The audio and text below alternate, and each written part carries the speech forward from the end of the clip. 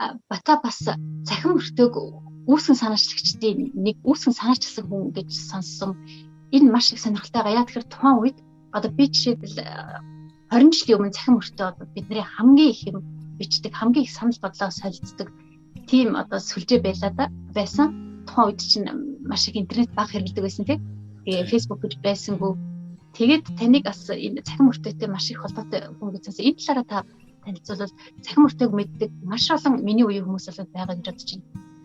Тэг ер нь бас тийм сонирхолтой юм. Тухайн үед цахим өртөөгээд үүсээд ер нь өөрийн танаа хэлдгээр гадаад байгаа монголчууд интернетээр холбогдсон улсад Монголоос мэдээлэл авах гол сувг нь өөр хоорондоо харилцах гол сувг нь тэр үед монголчуудын хувьд цахим өртөө байж таарсан л та.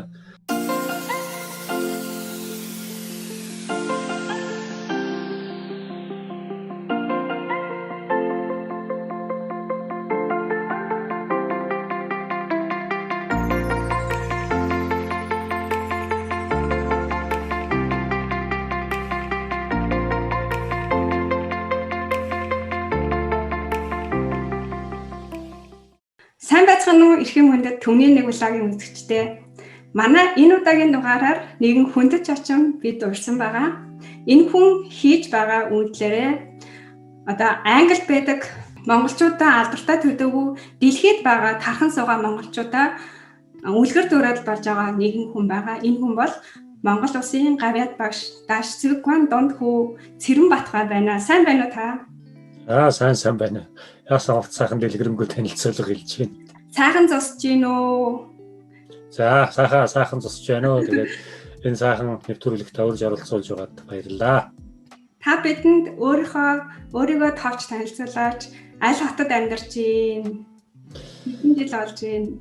За, би нутгаас бол гараад 97 оноос гарсан. Тэгээд Англи улсад бол 1999 онд ирээд тэгээд 22 дахь жилдээ энд амьдарч байна. За, Английн хувьд бол Лондонгоос жоохон баруун урагшаа Сари гэдэг мужийн Сент гэдэг тосгонд байна. За би өөрөө бол Монголд бас Төв аймгийн Алтан булаг суманд одоо өсөж төрсөн. За яг байрлалын хувьд бол ер нь адилхан баруун урагшаа шүүн фабрикийн цаахан манай сум байдаг. Улаанбаатартай Залгаа аймгийн Залгаа сум. За энд бас яг Лондонтай Залгаа аймгийн Залгаа суманд л байна. За манай Цэрэнбат Монголд байхдаа бол удирдлагын академийн багш байсан гэж сонсч байсан. Тэгэхээр удирдлагын академийн багш бас дээрээс нь Цэрэнбатын аав нь Монгол улсын маань гавьяат багшаас гадна ээж нь бас сайхан багш хүн байсан юм байна. Ингээ хоёр багшийн хүү болоод тэр одоо маш их нийгмийн идэвхтэй зөвхөн одоо Англи улсад байгаа монгол хүмүүстэй биш дэлхийд даяар таран сууж байгаа, ялангуяа Европт таран сууж байгаа монгол хүмүүсээ нэгтгсэн, нэгдүүлсэн одоо нийгмийн идэвхийг сэргээсэн маш олон сайхан ажлуудыг зохион байгуулдаг. Энэ одоо үйл ажиллагаа нь одоо бидний маш их сонирхсан татсан учраас ингээд зочноор хүндэтгэж урьсан байж байгаа. Тэгэхээр Цэрэнбат хоёлаа Бата гэдэг удаа явчих. Тэг Бата гэдэг. Бата Монгол тахтаа болохоор удирдлагын академийн багш байсан гэдэг чинь удирдлагын академи одоо 1997 онд гадагшаа гарсан гэхээр түүний өмнө ер нь удирдлагын академи гэдэг нэлээд өндөр дээд хэмжээний одоо академик төвшингийн сургууль гэж бид нар ойлгодог байсан. Тэгэхээр тэр түүхээсээ нэг товчхон манай үзэгчдэд сонирхуулж ярил. Яагаад одоо тийм сайхан сургуулийн багш байснаа гадагшаа гарах болсон юм бол? За би мэргэжил маань одоо их сургуулийг 1991 онд математикч, статистикч мэргэжлэр төгссөн. Тэгээд 91 онд яг тухайн үед намын дээд сургууль байж байгаад улс төрийн дээд сургууль болсон байсан. Тэр сургуульд одоо математик, дээд тоо гэдэг зүйл заахаар анхаа тохиолдсон очилоо. За тэр үед одоо сургуулийн ректор нь Мие Гомгой байсан. Мие Гомгой ирээд одоо биднээс мандаас ярилцаад ингээд намайг сургуультай авч одоо миний одоо ажил амьдралын гараа тэндээс эхэлсэн. За ингээд тэг өмнө бол одоо намын дээд сургуулийн улс төр нийгмийн хичээл зааж ясаас математикийн чиглэлийн хичээлээр нь орж байгаа юм байлээ. Тэгэл одоо өөрөө ингээд одоо юу заахаа гэсэн өөрөө програма заахад явуулсан. Тэгэл ингээл хөтөлбөрөөр гаргаад одоо юугаас мэдэхгүй хөхөд очиж байгаа шүү дээ. Тэнгэж би 22 хүрээл тэнд багшаар очиж ирсэн. Ингээд тэнд очиод дараа нь яг тэр нийгмийн нэг тийм их өөрчлөлт үе таарсан л та. Тэгээд дараа нь сонгуул болоод харцсан нам ялснаар нөгөө улс төрийн дээд сургуулийн маань бүх төгсөгчийн төгсөөд дууссан. Тэгээд судалгааны байгууллага бол төр нийгмийн судлалын академи нэртэй бас хэдэн жил болсон. Дараа нь удирдлагын хөгжлийн институт гэж хойно их сургуулийн 2 дугаар байранд байж байгаа урагшаа гэж нийлээд тэгээд төрийн захиргаа удирдлага хөгжлийн институт болсон 93 онд. Тэгээд тэр цагаас хойш бас тэгээд мэргэжлэрээ статистик, менежмент, шийдвэр гаргах тоон аргууд гэдэг хичээл тэнд зааж байлаа. За тэгээд тэнд байхдаа ер нь тэр өмнөх үеийн одоо эрдэм номтой багш нарын одоо их тэднээс их суралцсан номын одоо далайд гэдэг юм а бид нэр өмдүүлж одоо ер нь их хэлдвэрээ хангуулсан да. Тэгээд бас шинэ үе хойноос одоо удирдлагын хөгжлийн институтын бас багш нартай хамтраад ингээд англи хэлээр одоо бид нар анх сураад ингээл ер нь яг тэр үед ер нь нэг тийм гадаадд сураад боловсроод ирсэн багш нар зөвхөн өөрсдөө англи хэлээ үзэл өөрсдөө сургалтын материалаа боловсруулаад ингээл тийм үед л бид нар одоо тэр үеийн багш байсан. Ингээд 97 онд хүртэл тэнд одоо статистик менежмент шийдвэр гаргах хичээл зааж байгаа. Тэгээд 97 онд нутгаас гарсан шалтгаан нь өөрөө бас хувийн одоо хувь заяаны эрх хэрэггүй. Манай эхнэр маань англи хүн Монгол очиод 95 онд очиод 97 оны хүртэл Монгол ажилласан. Тэр үед одоо хүүхдийг ивэхсэн Save the Children гэж байсан. Тэнд зөвлөхөр очиод ингээд ажлын албан өөрөө манай сургууль дээр байсан. Манай сургуулийн зөвлөгөө өгөх нэгж гэдэг дээр зөвлөгчөөр ажиллаад тэгээд ажлын байрныг тураад ер нь бие биенээ харж таньдаг мэддэг болоод ингээд өдөөг одоо морь малууны болоод манад очиж ингэж бас 7 хоног морь энтер унж хамт өдөөгөр явж байгаад ингээл танилцал дотносоол ингээл суугаал тэгэл Монголоос өдөлсөн дөө. Маш сонирхолтой түүхэн шүү дээ. Гэр бүлийнхаа хүнийг Монголд танилцсан байх тийм ээ. Тэгэхээр Монгол танилцаад Монголд хормоо хийгээд манай эхнэр маань Розмонд Эбден гэдэг антропологи ухаанаар докторийн зэрэг хамгаалсан. Яг дөнгөж докторийн зэрэг хамгаалчаад тэгэл Монголд эхний ажил нь Монголд очсон юм бил 25 сургалтад юм уу та байсан болоо та тэр.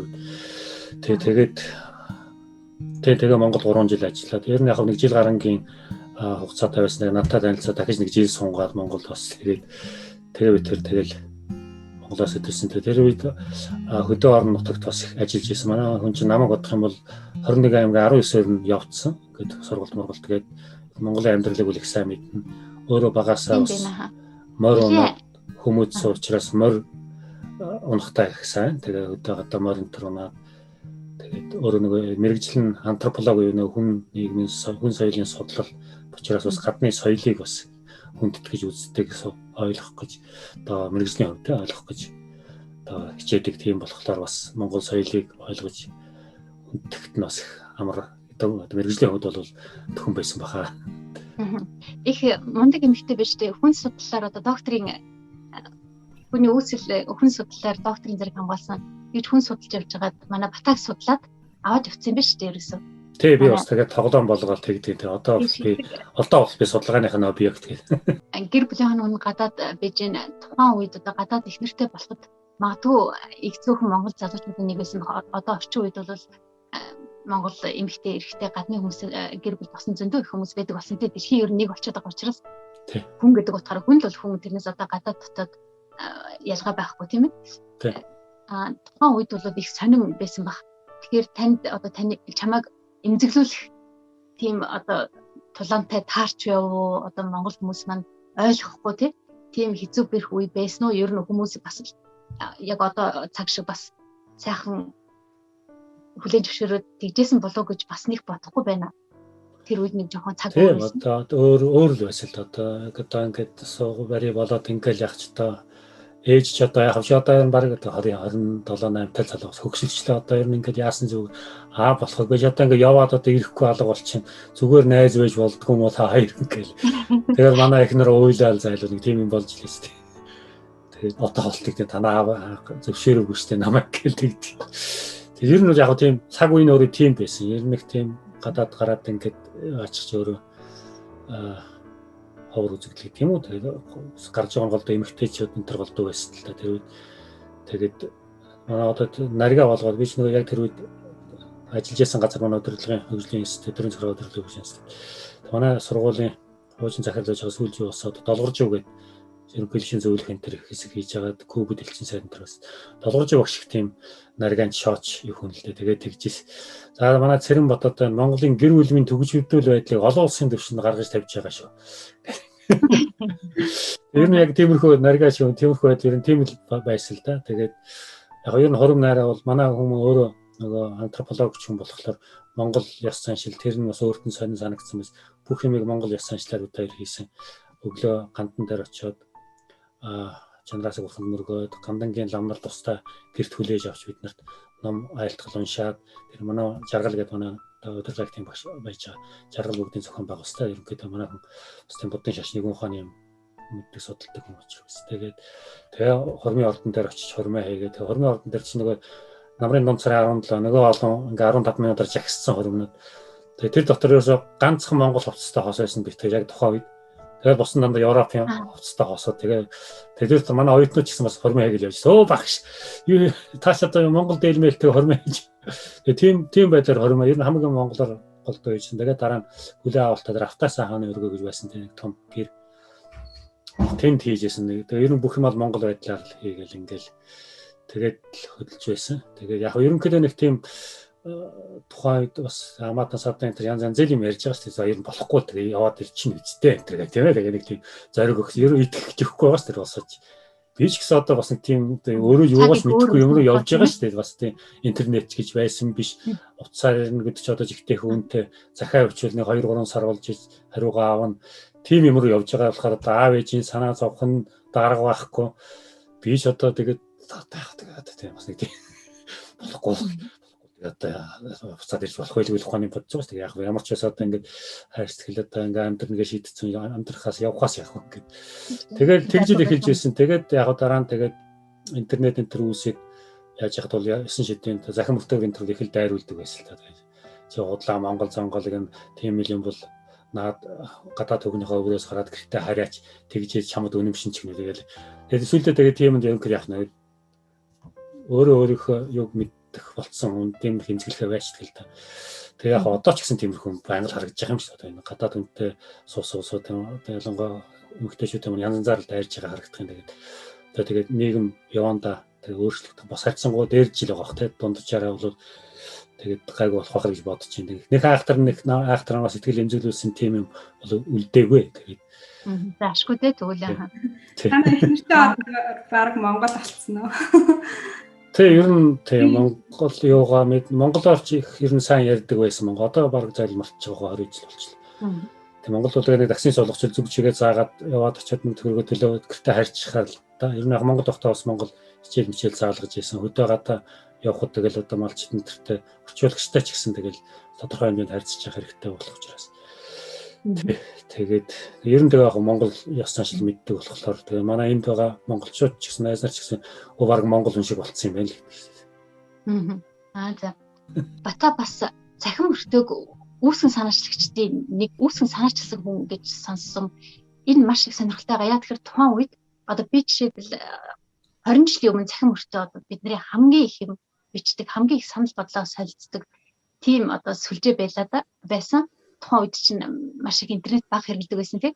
Тэгээ Facebook гэж байсангүй. Тэгээд таныг бас энэ цахим өртөөтэй маш их холбоотой хүн гэж сонссон. Энэ талаараа та танилцуулбал цахим өртөөг мэддэг маш олон миний үеийн хүмүүс болоод байгаа гэж бодож байна. Тэг ер нь бас тийм сонирхолтой юм. Тухайн үед цахим өртөөгээд үүсээд ер нь яг өөрийн тарин хэлдэг тэр гадаад байгаа монголчууд интернетээр холбогдсон улсад Монголоос мэдээлэл авах гол сувг нь өөр хоорондоо харилцах гол сувг нь тэр үед монголчуудын хувьд цахим өртөө байж таарсан л та. Тухайн үед бол одоо яг сошиал медиа гэдэг өнөөх шиг ийм одоо нийтээр хэрэгэлдэг платформ байсангүй. Имэйл гэдэг зүйл анх ер нь үүсээд бий болж исэн. Одоо Yahoo дөнгөж үүссэн Google энтер сургаггүй байлаа шүү дээ. Тэгээ Google-ийн нэг search одоо хайдаг юу байдаг л гэсэн нэг тийм ойлголттой байсан. Яг захим өртөөг үүсгэх одоо их үүсрэг одоо шалтгаан урдч нөхцөл нь 97 нутгаас хараад 98 онд би тэр Барбадос гэдэг аралд одоо манай эхнэр тэнд ажиллаар томилогдоод би тэнд нэг бүтэн жил нэг арал дээр ганцаараа тэг амарсан байдалтай байсан л та. Тэгээд тэнд одоо очиод интернет гэдгийг чинь одоо холбож аваад хэрэгтэй.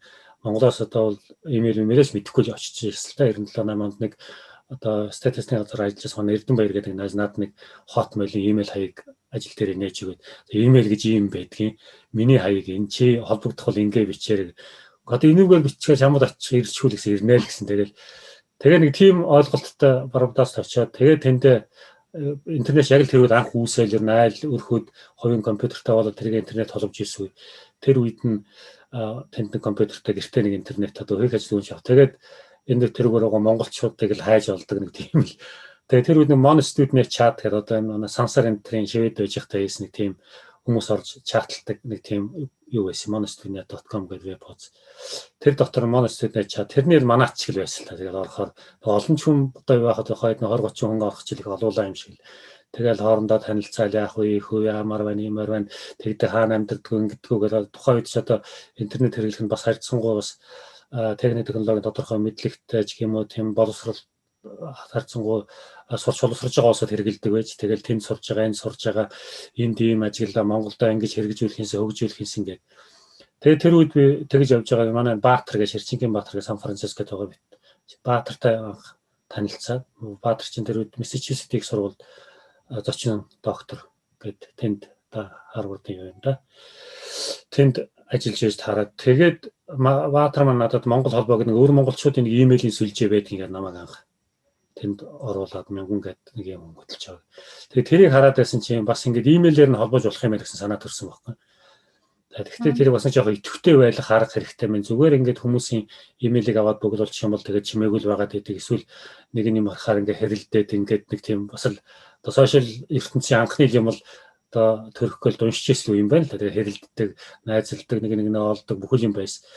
Тэгээд тэндээс харж байгаа нэг имэйлийн сүлжээ тавиулъя гэдэг. Тэгээд Mono-Student нэтэд байгаа залуустай ярьж байгаа. Ер нь нэг тийм санаа сэтгэл нийлэх нэг 20 гаруй хүнийг олж аваад, имэйл хаягуудыг аваад тэгээ англид ирсэн одоо нэг имэйлийн сүлжээг бас яаж үүсгэдгээ мэдэхгүй. Тэгээд Японд байдаг манай Батбаяр гэдэг нас одоо Америкт байгаа доктор тэнд судлаач ажиллаж байгаа. Батбаяр маань энд нэг Япончуудын донд мэйлийн сүлжээ байдаг юм. Among гэдэг мэйлийн лист. Тэнд бид нар хамаг юма зар мараа тавьдаг.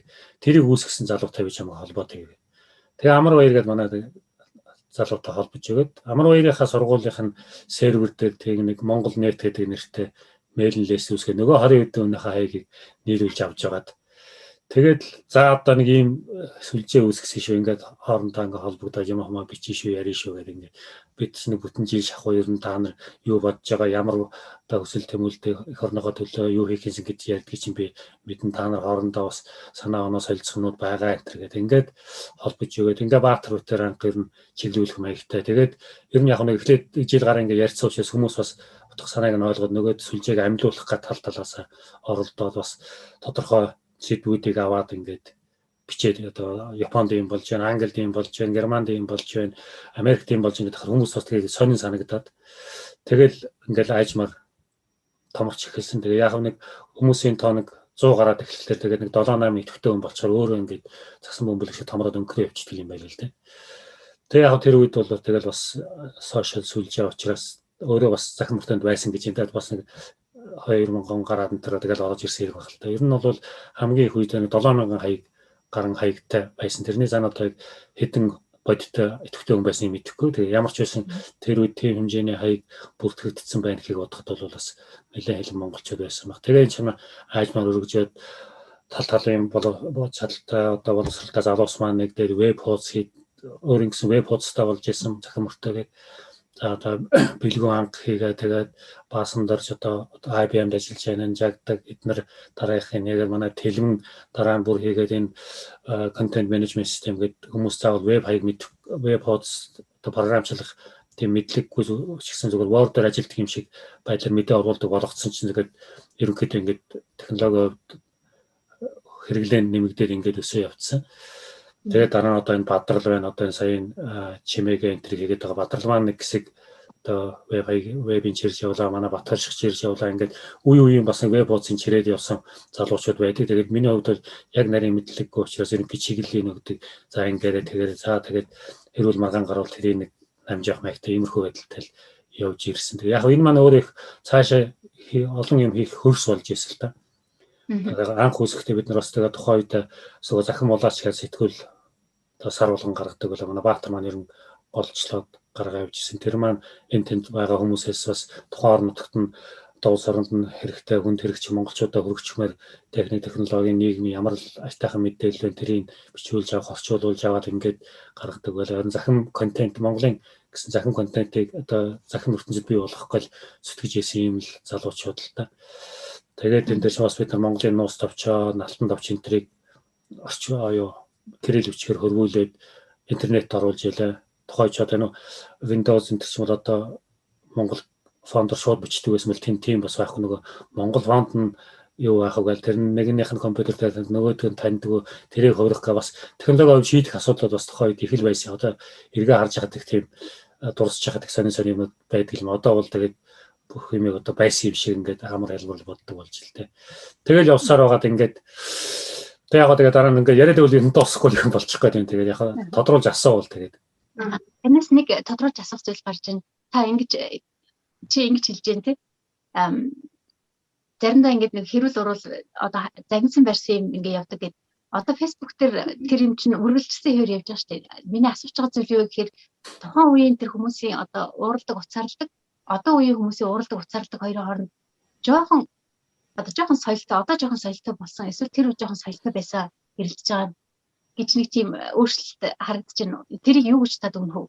Тэгээ ер нь бол юу имэйл юм ажиглагддаг л да. Яг зөвхөн имэйл бичлэхэд хүн бас бичлэхдээ комент бичиж хурдан бичдэг жоохон бодон тэр үед тий. Тэгэхээр хүн чинь юм жоохон бодглохлоор нөгөө эмошноо бас дарж чаддаг тийм юу байна. Цаг хугацаа өгж байгаа шүү дээ. Гэхдээ мэдээж тэнд янз имэйл орж ирдэг л байсан. Яг одоо айдлавтер юм нь бол ерөнхийдөө нэг тийм тодорхойгүй хаягнаас дандаа тийм хэрүүл юм орж ирдэг. Тэр нь одоо энэ Facebook дээр ч гэсэн тиймэрхүү шүү дээ. Трол гэдэг байгаа тий. Одоо нэр зураг мөргөн тодорхойгүй тийм юмнаас голдуу хэрүүл орж ирдэг.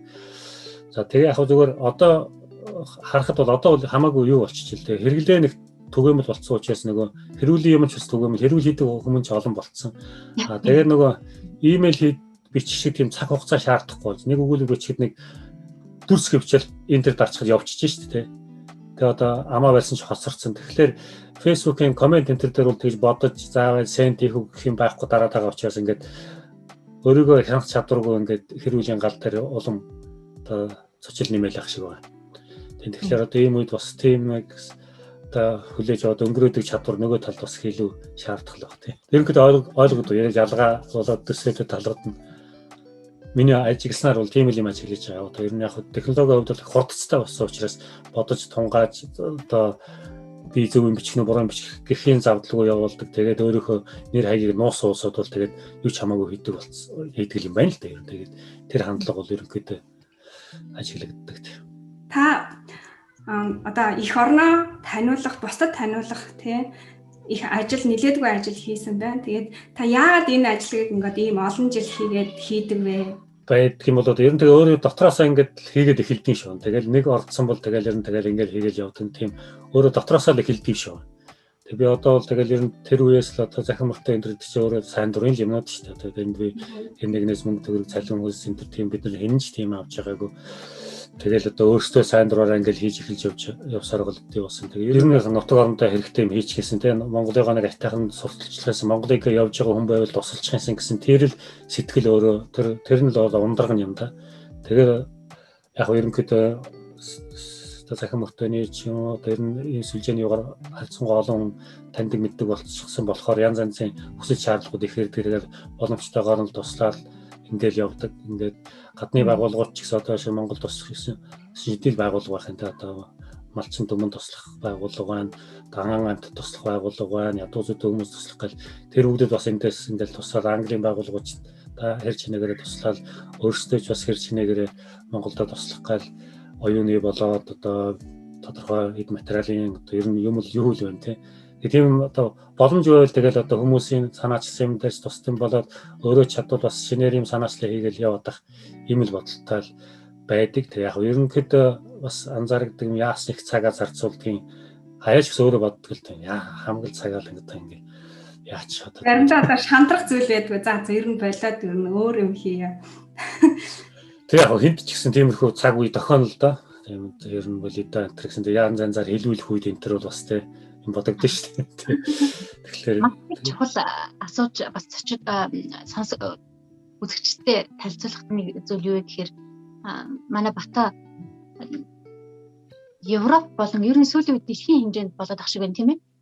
Европт амьдардаг Монгол одоо оюутан залуучуудын эрдэмтэн хүмүүсийнхаа Монгол орны хөгжилт гэдэг нэртэй чуулга уулзалтыг 16 дахь удаа зохион байгуулсан байна шүү дээ. Тэгэхээр жил болгон дараалж гэхээр 16 жил дараалж энэ чуулга уулзалт болсон юм байна. Энэ талаар ярил маш сонирхолтой бас сэдв болов. Энэ дээр одоо хийсэн Монгол эх орныхоо хөгжилд Монгол хүмүүсээ нэгтгэж эрдэмтэн хүмүүсийн сурсан мэдсэн чадсан зүйлийг одоо Монголынхоо тухайн салбарт нь хүргэхэд маш их үүрэг ролыг гүйцэтгэсэн ийм том чуулга гэж ойлгосон. Энэ талаараа ярих уу бата? За тэгээд бас л нөгөө хөрсөн анх бүрдэж ижил иймэрхүү ажлууд би үүссэн шүү дээ. Тэрнээс нэг хүний зөвхөн нэг өдрийн нэг тархинд харуулсан санаагаар юм бүтгэх бол хэцүү л дээ. Тэгэхээр иймэрхүү ер нь яг нийгэм чиглэсэн юм оюунлаг ялангуяа юмнууд бол захин мөртөөний хөрсөн дээр их босч ирсэн. За Монгол орны хөгжил чуулга уулзалтыг сүүл 2005-6 онд юм уу? Англи анх хийсэн л дээ. Тэгэхээр тухайн үед бол бас л нөгөө захин мөртөөч яг нэлээд бас хүчтэй сүлжээ байсан цаг. Тэгээд тэр үед одоо Англид суралцж байсан захин мөртөөчтэйгээ холбоотой байжгаад элчин сайдын яамтайгаа холбогдоод Даваасан буу сайд байсан. Даваасан буу сайд тэр санааг их сайхан дэмжиж ер нь өөртөө ч бас тийм юм хийх гэсэн бодол санаа байсан учраас ингээ хамтраад Монгол орны хөгжилдгийг анхдахаар чуулга ингээд одоо бид нар элчин сайдын яамдраа цуглаад ингээд нэг 10-аад хүн цуглаад тэгээд өөрсдөө л үзсэн харсан юмнуудаа яриад хөрөөл ингээд тодорхой илтгэл тавиулаад бас нэг бас өөрөө нэг өмнө сургууль багшилж байсан болохоор бас ерөнхийдөө презентацийн энэ төр яаж тавьбал зүгээр үнэ тэр гэсэн чек мэг өгөөд ингээд анхдугаар чуулган хийж яс. Ер нь санаа нь бол ер нь тухайн үед бас хүн болгонд л байсан. Ер нь өөрийнхөө сурсан мэдсэн юм нэг тийм яриад Монголдо хүргээд ажил болгодог бол болгодгүйсэн л гэсэн одоо одооний залуучууд байгаа ш. Нэг ийм юм байх ингэчээсээ тэгчээсээ тэр санаанаас л анх үүсээд тиймэрхүү байдлаар бас бие биедээ итгээд хамтраад хийчих тэр сүлжээ нөрөө захин мөртөн дээр бүрэлдсэн байсан учраас ингээд үүссэн. Тэгээд эхний 3 жил бол элчин сайдын яамтайгаа нийлээл ингээл чирээл явсан л да. Тэгээд анх үүсчих хүмүүс өрөнгөнөө ирж оролцчихвал тэгэл яваадаг шүү дээ. Тэгээд ер нь аажмаар ингээд бас нэг бөөн тодорхой хүч болоод байнга хийдэг болгохын тулд ер нь эхний хэдэн жилээр ямар ч юм эхний хугацаанд чирдүүлэхдэг тэр үе нь бол эхний 3 жил байсан. Тэгээд 4 дахь жилээс эхлээд ингээд баг болоод бүрдээд ихсэн. Ер нь би бас хамтраад оролцсон их ажил болд юм байна нэ. Ингээд сайн дураараа ингээд нэгдээд эхэлсэн. Тэгээд 4 дахь чуулган дээр бид нар ингээд төрүүлээ нийлж баг болж элчин сайдын яам дээр хийгээд тэгээд 4 дахьээс эхсүүлээд өөр хүмүүс ороод ирэхээр бас өөр санаанууд орж ирдэг. Тэгээд 4-р чуулганаас эхлээ энэ маань юутай бас сэдвтэй тэр үед одоо байгаль орчин гэдэг сэдвээр хийж ялаа. Одоо уулуурхаа байгаль орчинд ягаад хорвох хөрөлтэй энэ одоо яах юм гэлээ. Тэгээд 4-р чуулганаас бас тухайн үед нэг шинэлэг юм өөр оронд байгаа улсууд захин байдлаар оролцож одоо Оросоос Хатбаатар гэдэг одоо бэлчээр одоо хөдөө аж ахуй судалж байсан хүн доктор хийжсэн багштайгаа оролцох жишээний тэгээд гадны эрдэмтэд бас оролцож байгаа. Кембрижийг сургуульд судлаач ажиллаж байсан өөр Монгол Хөрлөбаатар багш бас ирж илтгэл тавьж байсан. Ингээд аажмаа өргөжөө явцсан. Тэгээд Лондонд үүсээ ингээд явж дараа нь Европынхан маань бас сургын сонсч ирж оролцдог бас одоо намын эрдэнэ шивэдээс одоо 6 дугаар чуулга 6-7 дугаар 2 чуулган дээр ирээд оролцож байсан. Тэгээд тэнд үед бас ер нь Европын зөвхөн чуулганы хажуугаар биш Европын орондоо бусад төрийн бас байгууллагуудын төлөөлөгчид бас ирж оролцоод бас тэр үед ер нь төрийн бас байгууллагууд үүсгэж арга зовлонгоо ярилцаад тэгээд бас 7 дугаар чуулган дээр бид нар бас нэг тийм Европ дахь монголчуудын нийгэмлэг гэдэг юм байгуулъя гэж ярьж ирсэн. Тэгээ бид нар сүүлд нь Бельгид тэр жилээ очиод тэр нийгэмлэгийн анхны хурлыг хийгээд байгуулад одоо номын эрднийг тэргүүнээр нь тавиад одоо манай Янжа Голландаас жавхлан Португалаас ингээл тал талаас Германаас ирж одоо би юунаас ч манай талигаж бэлэг сайхан маань юунд Бельгийн сайхан зохион байгуулж ирсэн. Тэгээд ингээд энэ нэг чуулган байгаад харин юмнуудыг бүрдүүлээ хүмүүсийг нэгтгэхэд ингээд яваад байдаг. Тэгээд дараа 8 дугаар чуулган нь өөрөө Шведэд болсон. Ингээд дандаа Лондон тэгээд тохиос өөр улсуудыг оролцуулах нь бол өөр оронд тэгээд ингээд 8 дугаар чуулганаас эхсэлээд дэгч дугаартай нь өөр газар сондгоо дугаартай нь буцаад Лондонд ирээд ингээд яваад тэгээд тэгээд тэр цагаас хойш одоо Шведэд боллоо, Парист боллоо, Берлинд боллоо, Варшавт боллоо, Европын орнууд ингээд тойроод тэгээд бас өмнө Канадад болсон. За мөн Сеулд болсон. За 10 дугаар чуулганы бид нар Монголд хийсэн 10 дугаар чуулганы хийх явцад энэ хэрийн чамд монголчуудын зөвлөлийг үүсгэн байгуулж байсан. Тэгээд өөрөө ингээд цаашаа ингээд томроод одоо би энэ төр бол нэг тийм юмд нь оролцох юуг болчлоо л доо. Зохион байгуулалт ингээд хэрийн чамд монголчуудын зөвлөл маань ингээд ерөнхийдөө бас нэлээд том хамтрагч цахим мөртөдөө хамтарч ажилладаг болчлоо. За ингээд ихэнх үед бол бид нарт ингээд яг зүүн болж ажиллаж байсан манай Британд монголчуудын дотор базар аргач ага доктор ус тэр маань яг бичгэргийн бүх юм ингээд хариуцаад англи монгол дээр оруулаад тэр энэ тэр ер нь хүн болгоны ийм зин сэтгэлийн оролцоо бол энэ чуулганыг ингээд томроод бусдад хүрээд ингээд бол их нөлөө үзүүлсэн. Одоо ингээд харж яхад бол ер нь 300 гаруй хүн илтгэл тавьсан байдаг. Тэрний нэг 50 гаруй докторийн зэрэгтэй. За үлдсэн 50-ын 30 гаруй мастрын зэрэгтэй. За үлдсэн тэгээд одоо иргэд одоо сонирхогчд ийм тэгэхээр нь бас оюуны бас нэг нэлээд томоохон одоо хүмүүсийн нэгдэл болсон байна гэсэн үг болж байгаа. Тэгэхээр энд уулзахад одоо Монгол орны өгөл чуулга уулз хэдэн шулганд орж исэн.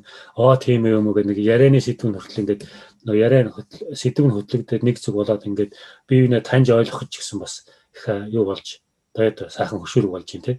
Юу ярихаа мэдэхгүй яах вэ? Тэгснэ ингэснэ тэрийг таньдаг энийг таньдаг гэх. Тэгээ эндээс бас хоорондоо бас бие биенээ олж нөхөрлөж байна. Одоо сайхан үйлийг бас хийж бүтээж явна.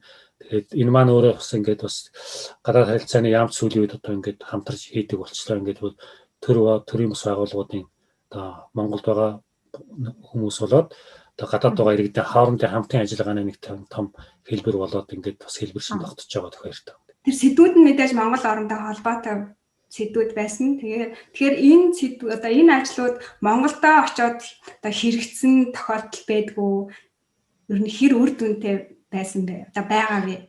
Тэг яг ер нь нөгөө нэр нь өөрөө Монгол орны хөгжил нэг том нэртэй. Тэгэхээр хүмүүсийн яг асуудаг асуулт хэрэлдэг. Ямар нэмэр оруулж байгаа юм те.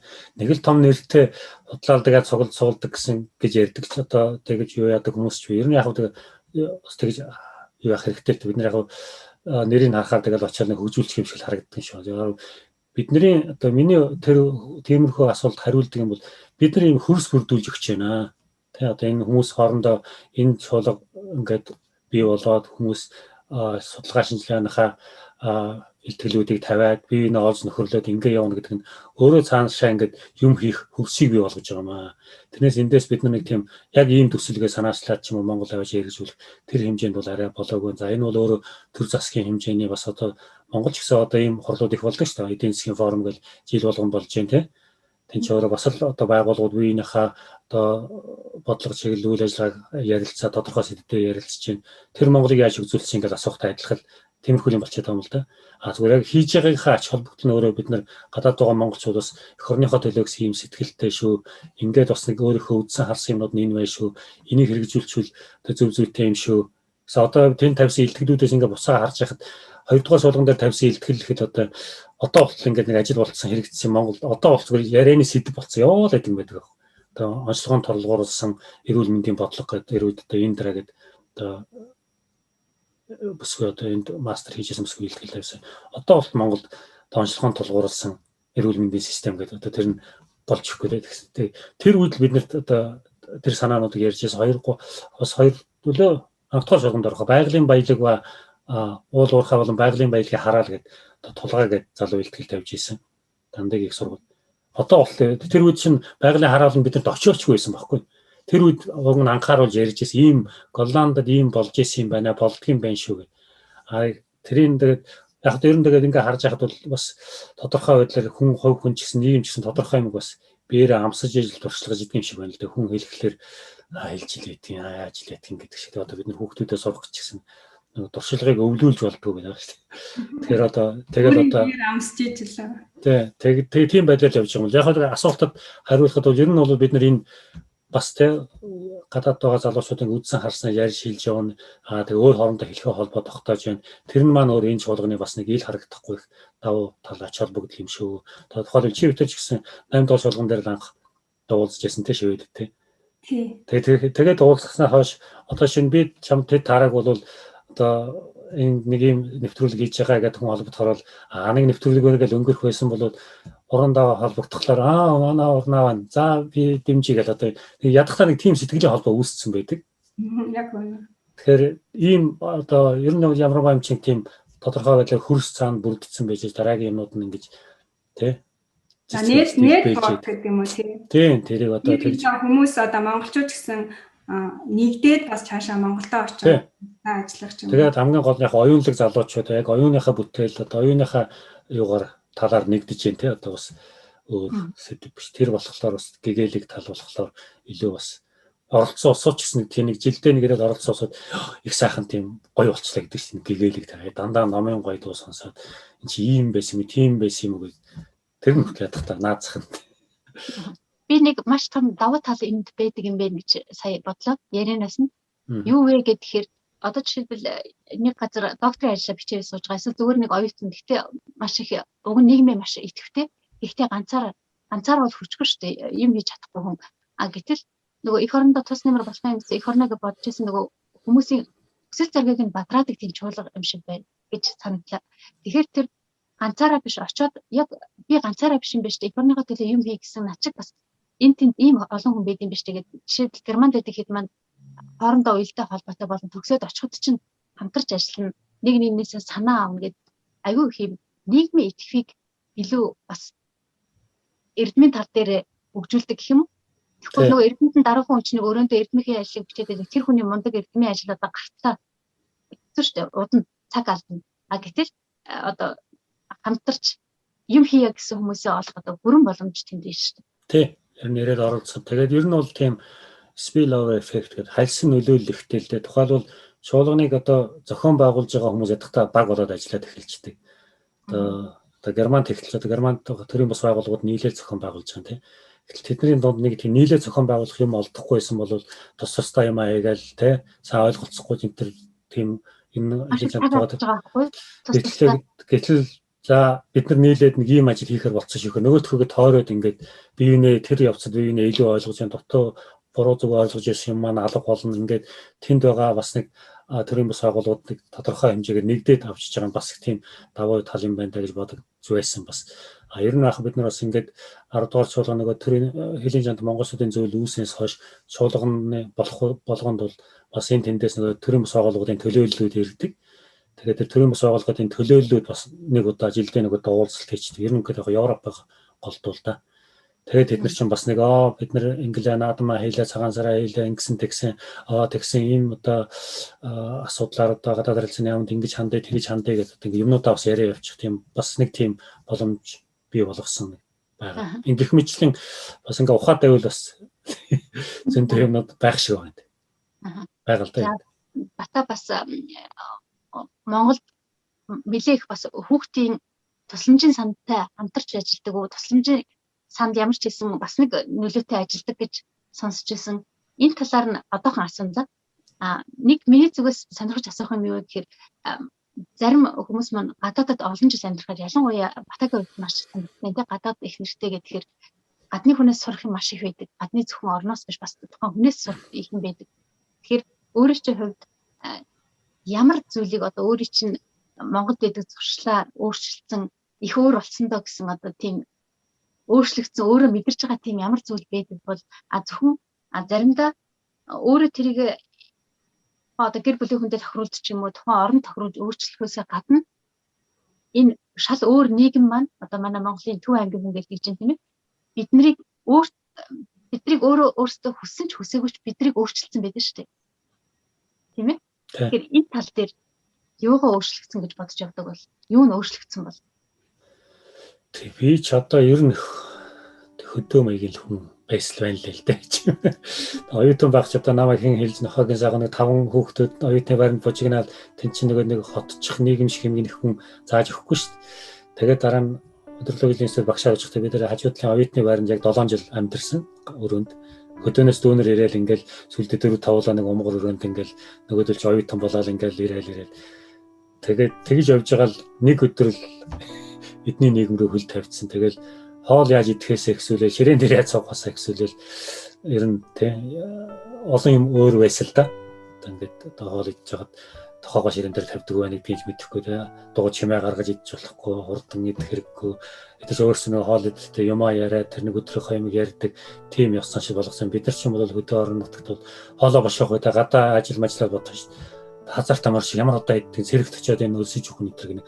Тийм байдлаар өсгөөд хүмүүжсэн хүүхдүүд чинь хоол удаан идэх нэтэрс ойлголт нэг их амаргүй. Тэгээ ер нь бол ингээл амаараа дөрөн байж юмны нэг амтыг мэдэрч байгаа шиг идээ сурцсан. Тэр юу ч одоо энд бол өстө бүдүүлгийг харж байгаа. Амаараа дөрөн юмтай гэл ингээл. тэрнтэй бол ер нь нэлээд зөв би сүүлдээ ажилд энэ орцсон багтаа тэрийг эхнэртэй хэлээ зоргоод ер нь мэднэ. Тэгээ өөрөө мэдлгүй тэгч гэдэг учраас ажил дээр би хамгийн булангийн ширээн цаашаа харж өдрийн хоолоо иддэг байсан. Тэгээ ажлынх нь наашаа дуудаа чи наашаа ирэж бата энэ цог зүгээр амакэл гэдэг. Өөрийнхөө нөгөө яаж хоол идэх мэддэг болохоор мэдгүй ингээд яаж хаах гэж санаа зовоод. Тэгээ хатаа өөрөө тэгсээр байгаа нэг тийм бас гайгүй болоо л байж. Тэгээ сүүлд нь яг Монголоос ингээд хамаад энэ дээр харж хахад бас яг л монголоор тэгж би бод би ингэж харагддаг байж тэл гэж. Тэг ер нь яг тэгээд юм өөр байдаг юм байна гэдгийг ойлгож тэ хүлээн зөвшөөрөх тийм чиг хандлагатай болдог. За миний одоо иддэг биел гэдэг юм байна шүү. Энэ эдний систем нь эдний одоо өөр нийгэм өөр соёл төссөн улсуудын зан заншил одоо идэж бүх юм нь өөр байдаг юм байна. Манайхны тоглонгийн газар тоглон гэдгийг л бас л их бодох хэрэгтэй юм одоо соншлаас нэг зүйлээд тэрэн дээр ер нь нэлээд анхаарах хэрэгтэй юм. Тэгээд нөгөө хэл сурааг уучлаараа муучлаараа одоо аминдаа хэл сурах гал ингээл тиймэрхүү юмнууд дээр нэлээд бас ажиллаа тий. Одоо суралцаалдаг гэдэг юм уу явж байна да. Тэгээд ер нь бол таваас хатсан юм хөөгээд ер нь бас амаргүй юм байна зарим юмнууд бол. Тэгээд бата бас яг Англид одоо олон жил амьдарч байгаа хүний хувьд маш сайн хэлээд өгөх. Бид нар сүүлийн баг 4-5 жил за энэ жил бол гайгүй байлаа. Brexit гэл ерөөсөө манай мэдээний хамгийн их цагийг авч ирсэн одоо мэдээ те Brexit гэх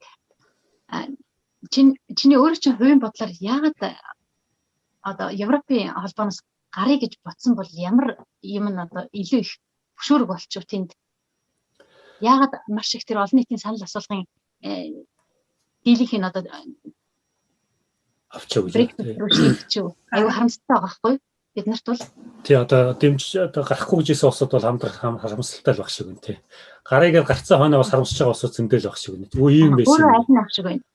Би яг одоо манай гэрийнхэн чи бүгд Европод нэг чөөр үзэл санаа нь уг нь одоо нэг үзэл санаатай нэгдмэл байдалтай байх л гэсэн үгнээс Европч анх дэлхийн 2 дугаар дайны дараа л үүссэн санаа явсаар байгаа л ингээд зөрчил эргэлдэн баг гарахын тулд одоо эргэцэн хувьд гэсэн нэг тогтолцоонд орох тэр санаа явсаар бол үдээ үрсэн юм байна лээ. Тэгээ одоо тийм байдлаас буцаад гарна гэдэг чинь тэгээд одоо буцаал үл ойлголцох байдал олон асуудал үүсэх ихийг л тавьж яана л гэж бодогдож байгаа юм лээ. Тэр утгаараа ч ер нь маш олон зүйл хялбар болцсон байсан шүү дээ. Одоо наас цаашаа зорчихоос гэсүүлээл тий ажиллахын танд ажиллах Европ орнууд чинь одоо хоорондоо нэг улс юм шиг л баг тийм болцсон байсан цаг үе. Яг зүгээр тэр гарах шалтгаан нь бол энэ тухай зүгээр яг юг харж яхад бол одоо Европод тэр нэг хамаг эрхцэн зохицуулалт нь Европын холбооны нөгөө парламентаар шийдэгдээд тэгээд эдгээр ч бас тэгээд тодорхой хэмжээний дата центр өгдөг татвар гэдэг юм тийм Европын холбоонд өгдөг буцааж авч байгаа нь янз гэдэг одоо тиймэрхүү юмдад нэг попорн гэдэг шиг юмуд их болсон л доо. UKIP гэдэг нэг их Британи гэдэг юм нэгдсэн улсын Independence Party одоо тусгаар тогтнох нам гэдэг юм. Тэр намынхан одоо нэг л одоо лидер нэгт pop нөхөр байсан л да. Фрайжиг. Тэр л pop-осоор байгаа л тэгээ одоо энэ тэнд дотор нь ч бас улс төрийн тоглолтууд болсон биз одоо Борис Джонсон энэ чинь сүүлд юуг нь уншиж хагаад одоо би нэгдэн гэж үгээ хэлэх үү нэгдэхгүй гэж үгээ хэлэх үү хоёр ноорог барьж байгаа тэгээд шийдээ нэгд сарлын тусгаарлыг гэдэг дээр нүгөө хэлжсэн гэсэн тийм юмнууд гараад байна. Сонсогдсон. Тэгэхээр тийм улс төрчлөө тэгж тоглоод ард түмний юг эргүүлээл тэгэл ер нь нэг ч айхтар ивш нэг 40-50 эдэр л яасан шүү дээ. Гарсан шүү дээ. Айгу ам үлдэс гэх юм уу тийм тэгж гарсан. Тэгэл одоо яг ер нь тийм юм одоо популизм гэдэг бол бас тэгж бас цаг үеийн онцгийн тааруул тэгж нийгмийг одоо түүхийг хөрдийг ус эргүүлчих бол тийм байна гэдэг том сургамжил болсон байх. Одоо тэгээ яг нэгэнд гарцсан юм чинь одоо тэгэл яах вэ? Би тэгж бодож байсан Япон бас нэг арал хийж байгаа шүү дээ. Харьцуулаа бодоход Япончууд бас айгүй олон жил тусдаа нэг арал байгаад баг гадагшаа ингээ гардаг уу гаднаас ч орж ирдэг нэг юм айгүй олон зууныг тэгсэн тий замбараагийн үе ч юм уу. Англи бас Британи бас нэг тусдаа арал болохоор жоохон өөрийн гэсэн харьяат байх дурггүй юм болоо гэж бодлоо. Харьяат байх их таалагдахгүй болоод одоо Европын холбооноос их харьяат болчоод тий өөрөө ч ярьж байгаа. Тэр бас их нөлөөсөн юм болоо гэж бодлоо. Тийм арлуудын нэг онцлог ч юм уу ч гэж бас бодов.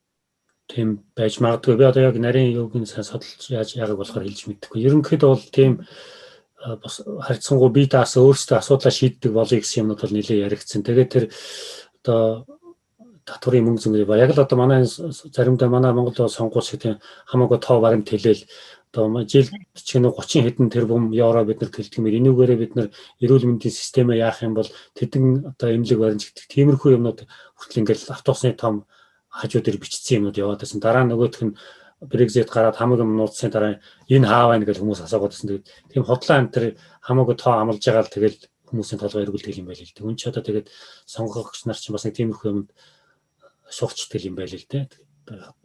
Та Англид маш удаан амьдарч байна. Англи хүмүүс ямар хүмүүс байдаг вэ? Ер нь бол тэг хүлээцтэй хүмүүс байдаг. Хүний үг сонсдог. Тэгэж одоо германчуудыг түг гэж шууд хэлэхгүй юм аа бол ер нь нэг эвэн олж жагаад гэдэг юм уу тийм байдлаар харьцах тийм юу одоо gentleman making гэдэг юм уу? Юу гэдэг одоо эмэгтэй бол одоо ямар хэллэг байдаг. Эрэгтэйгээр явах бол одоо gentleman making ер нь нэг тийм хүлээцтэй төвчээртэй шааш ер нь хүлээцтэй хүний үгэн дээр нэг айхтар яагаад байхгүй яг юу бодоод байгааг шууд хэлж чаддаг гэсэн тийм нэг Америкт энэ шүүмжилт юм байна. Америкч юм бол төстас шүү дээ. Англичууд нэг тийм boring гэдэг юм. Тиймэрхүү ерөнхий бол тийм миний хувьд бол тийм хорц биш эерэг одоо найрсаг л хүмүүс санагддаг шүү дээ. Яг зүгээр манай монголчууд энэ нэг тийм ихэмсэг үл тоосон мосон гэж яа надад бол тийм мэд. Одоо яг одоо бидний амьдарч байгаа тосхын төвд бол тийм мэдгдсэн юм аа. Магадгүй тэр Лондон маань нэг тэр тусдаа клуб малаптай тийм газрууд Лорд Мор тэрмэр арай өөр харьцаатай байж магадгүй зүгээр ердийн дундаж болоод давхаргаас удаад тэрнээс доош давхаргууд бол нэг тийм айхавтар юу мэддэг харьцангуй харин найрсаг ард түмэн ер нь биедэд туслах гэсэн яах гэсэн тийм л ард түмэн санагддаг. Эсвэл та хаана ажилладаг вэ?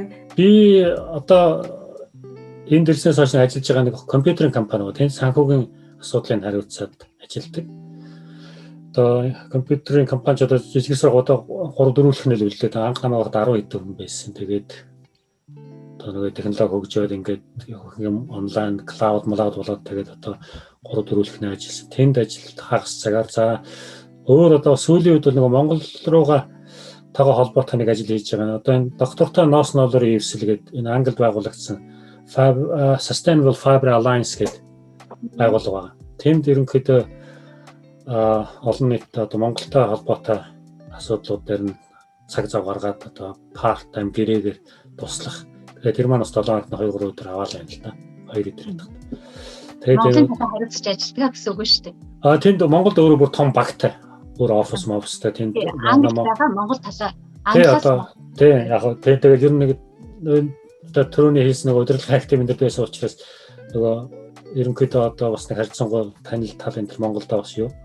Тэгээд нэг асуудал гарах юм бол бас тэнд нь холбоодох хэвлэл мэдээллийн ч юм уу ямар ч байсан нэг тиймд нь туслаад тэгээд бас тодорхой юм дээр хичээл орох бол хичээл ороод ингээд явж байна. Одоо сүүлийн үед бид нар бас малчид зориулсан сургалт хийдэг.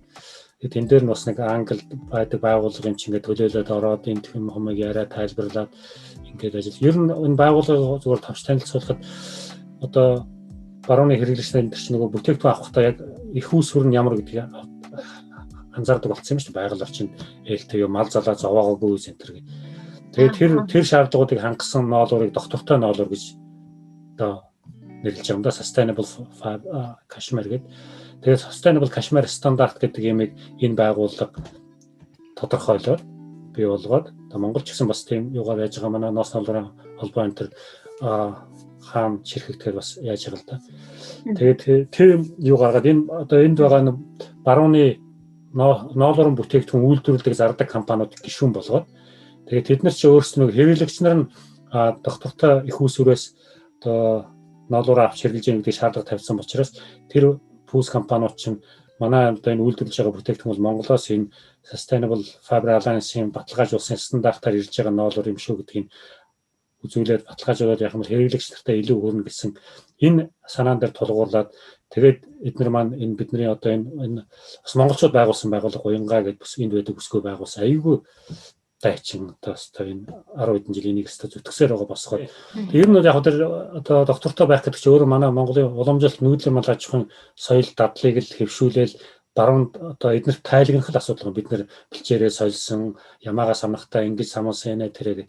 Яг сүүлийн үед бас сүүлийн 20-30 жил нөгөө зах зээлийн юу одоо эрэлт хэрэгцээ гэдэг юм уу тэр нь нөлөөлөд ямаамаа хамаагүй самамдаг энэ тийм болцсон юм байли. Тэр мөрийг бас буцаагаад юу яагаа те.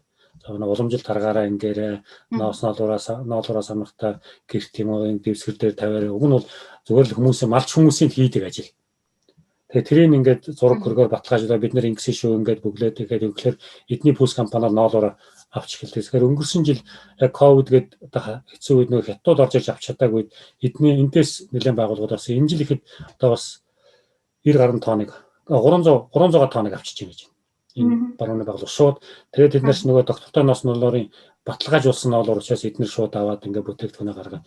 За ер нь явандаа бол ингээд хөдөө орон нутгийн нэг малчин өөрийнхөө ноолорыг ингээд самнаад ингээд гаргаад яхад энд гарч байгаа бүтээгдэхүүн дээр энэ бол одоо Төв аймгийн Алтан булаг сумаас ирсэн тэр баг тэр малчны ямааны ноолор гэдэг кодын уншиж гарч ирж байгаа. Тийм байдлаар болгочих гээд ингээд нөгөө доктортой байдаж хянах юм ингээд транспаранс нэг блокчейн байдлаар хянах асуудал байгаа ш. Тэрийг бий болгох гээд ингээд ажиллаж байгаа ийм байгууллага байдаг. Тэгээ энд би бас ингээд нэгэнт одоо бас өөрөө хөдөө гадаа өссөн малчин хугам мэдэн малчтайхаа ажил амьдралыг дээшлүүлэхтэй холбоотой ийм ажил дээр бас нэг ингээд хамтраад туслаад чадах хэрэгээр туслаад явах ийм л зорилготой бас ажиллаж байгаа. Энэ жил ихэд одоо бас 10 гаруй мянган малчин өрхөд ингээд ноос ноолорыг аваад тэр цаана бас 10 гаруй мянган хүний ажил амьдрал дээшилж ийн гэсэн үг байхгүй. Илүү яах. Тэгээд дээрэс нь бас манай малчт маань ч гэсэн их юм дагаа сурж байгаа шүү дээ. Стандарт гэж юм байдаг юм бэ. Айгүй их юм дагаад хөгжөө явцдаг. Тэрээ бас сайхан юм хийж байгаа юм байна. Залуу хүмүүс Англид одоо сурахаар ирэх бол тий нэгсэл ажиллахаар ирэх бол юуг анхаарал зүгээр. Ер нь сурах ажиллах боломж Англид хэр байдаг вэ? Яг миний сонсч ирснээр Англид маш өртөг өндөр байдаг. Сургуулийн төлбөр өндөр байдаг. Гэж сонсч ирсэн. Тэгээд тэтгэлэг авах боломжууд эднэр байдгүй. Ер нь боломжууд хэр байд юм бол? За яг ер нь тэгээд түрүүний хэлдэг нөө системийн мэдгээд чи анх ирэхээс өмнө сайн бэлтгэлтэй ирээрэй л гэж хэлээд байна. Нөгөө яг ямар газар очиж байгаа одоо эрх зүйн юу ямар байдаг боломж ямар байна гэдгийг одоо интернетээр ч юм уу сургалаа танд мэддэг хүнээс эхэлж асууж ийж тэгж ирэх хэрэгтэй. Тэгвэл ирээд нөгөө соёлын шокнд орох нь гайгүй. Мэдээж өөр газар оронд ирж байгаа залуу хүн учраас юм өөр болно. Системийн ялгаанд нь жоохон зохигдно. Тэгээд тийм учраас бэлтгэл сайтай л ирээрээ тэгээд залуу хүнд бол болохгүй бүтэхгүй гэж юу яах вэ? Ажиллах сурах Урахын хувьд бол тийм юу сурах их одоо сургууль мургуулах юг авчаал ирэхгүй бол ирээд одоо зөвхөн зоочны үеэр ч юм ирчихэд одоо энэ сурах ажиллах гэх юм бол хэцүү. Одоо жуулчны виз бол тийм ирэх байхгүй болсон. Тэгэхээр хэрвээ сурахаар ирэх гэж байгаа бол Монголд байхадаа сургуультай нь холбогдоод юунд сурах юм гэдгээ шийдээд оюутны виз авахулж ирээрээ. Тэгвэл 7 хоногт 20 цаг хүлээд ажиллах зөвшөөрлөлтэй байдаг. Тэгээд ирээд яг ирээд ажил олохгүй хэвэл ажил олдно. Ажил сонгох гайгүй. Яг нь ковидын үе бас намсч байгаа л гэж бодож байна л да. Тэрнээс яг одоо бол гадаад байтугай дотоод англичууд нь өөрсдөө ажилгүй болчиход ажилгүйдлийн төвшин бол их өндөр байгаа. Одоо буцаад ажил олохгүй л гүйцэтгэж байна. Одоо манай банд энэ төр бол оюут ажил болж жоохон харманы мөнгө олохгүй хөөцөлдөл явж байгаа шишээний. Тэгэхээр ийм өрсөлдөөн бол их болцсон байгаа. Одоо нэг хоёр зүрийн ажлуудыг чинь бол оюут хүүхдүүд энэ аваад хийгээд ажилгүй болцсон усуд бол ажил болохгүй л аваа шүү дээ. Тийм болцсон байгаа. Ер нь бол яг тэгээд цаг тайвшраад тогтоод ийм болцсон гэж үзэх юм үед ирнэ гэж үзэх юм бол хаана ирж байгаагаа сайн судлаарай. Эхлээд тэр визний асуудал, хууль эрх зүйн хувьд элдв зөрчилгүй байдлаар виза гаргуулад ирэх юм бол ятгатаа сэтгэл амар сураад ажиллана. Тийм л юм хэлээ да. Өөр одоо scholarship энэ олдохын хувьд бол өөрсдөө сайн сурж тэгжээж л олдно гэхээс бас яг нутагтаа байж байгаа тэр scholarship өгөх боломжтой сургуулиуд нь тэндээсээ л хандж ээж авахгүй энд ирээд бүх юма хөөцөлтөд шийднэг бол бас амаргүй их л стрессдэх одоо тэгээ аюул буцаад хамаг юм өрчөө буцаа Монгол буцах юм болох. Тийм л юм хэлээ да. Хамаагүй харанхуй зориулж битгий яваарэ. Одоо чи интернет бий болцсон судалж үзээд тэ нэлээд юмнуудаа тодорхой болгочиход ямар юм болов яах вэ гэдэг шийдлүүдээ гаргаж чад ирэх боломж бүрдсэн учраас тэр тал дээрээ сайн анхаарч ажиллаад тэгээд ирж боллоо яах вэ? Их сайхан өөрийнхөө ажил амьдралын талаар Англид амьдарч байгаа энэ 20 жилийн үйл явдлаас монголчууд манаас хамтраад ямар чуулга уулзалтыг Европт хийдгийг гэх мэтчлэн тодорхой хэмжээний бас хүмүүстэй мэдээлэл өгсөн бахаа гэж найдаж байна. Тэгээд батадаа маш их баярлалаа.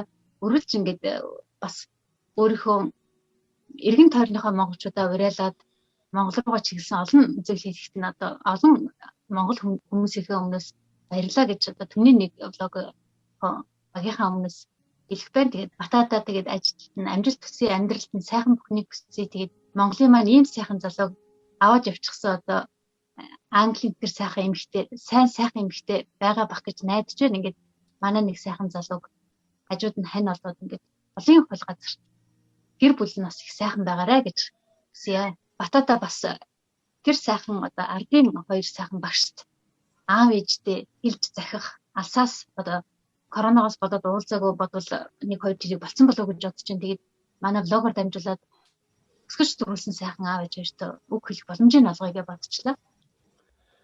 За баярлалаа, энэ боломж олж яваад. Яг хоо энэ технологи хөгжсөн үед бол бид ингээд аав ээжтэй байнга холбоотой байгаа. Гэхдээ та бүхний сайхан нэвтрүүлгээр дамжуулаад бас аав ээжтэй хэрүүлэнг сайн сайхан суухыг ерөөй. Би бас 19 оноос хойш очиж амжилтгүй. Уг нь нодлын цагаан сараар очиж золгоё гээд билет мэлет авцсан. Яг явахд бэлэн болцсон байсан чинь ингээд ковид гараад тэгээд билет маань сунгагдаал байж байгаа. Тэгээд удахгүй хэл нэгдэхээр хүүн яваад очиноо. Ингээд та хоёртойгоо сайхан золгоноо. Ингээд эрүүлэнг сайн сайхан сууж байгаарай. Та хоёр маань урт насалж удаан жаргах болтугай гэж хэлээд. За тэгээд та бүхэндээ маш их баярлалаа. Ингээд дараагийн дугаар хүртэл баярлалаа. Баяртай үзэгчдээ.